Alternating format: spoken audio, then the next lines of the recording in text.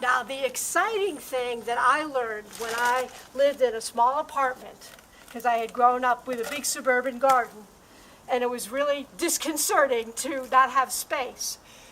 Things can grow well in pots. Plants are very adaptable. Now, the wonderful thing about being adaptable is we don't have to get fancy containers. This is a wastebasket that I found in the alley behind the house. And I said, ha, that wastebasket has a hole in it. I think I'll have to turn it around so you can see it. But it had natural drainage.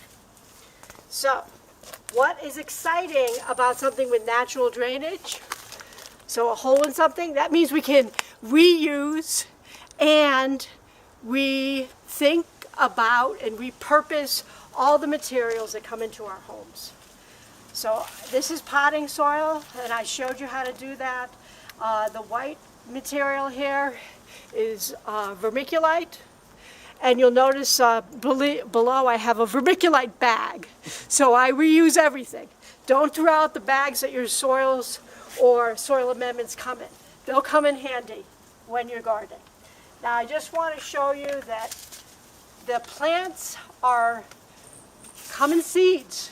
I've only been showing you actual things, and I'm going to do another one on growing in 6-packs, just like you're in a nursery, right, or in a garden center, and you're growing things. So gardeners for centuries, probably millennia, have planted seeds in the ground, basically in rows.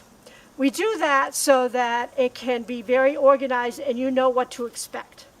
But this is a fairly small container, you know, as containers go. As you can see, this one is much larger.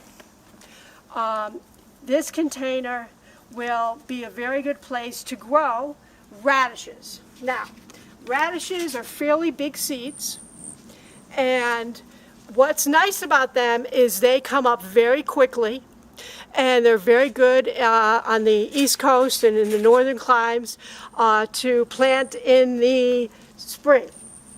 And I know I planted my first radish when I was quite young, and if you have your kids home with you, this is a great time for them to start learning about the abundance of the world. So I am sowing the radishes in a little row here. It doesn't have to be that deep, but I was doing that for you know, showing you how it actually works. I wanted you to be able to see the seeds. But what I do after this is I am then going to have to see which ones come up. Not all of them are going to come up, and so we can plant them a little close together.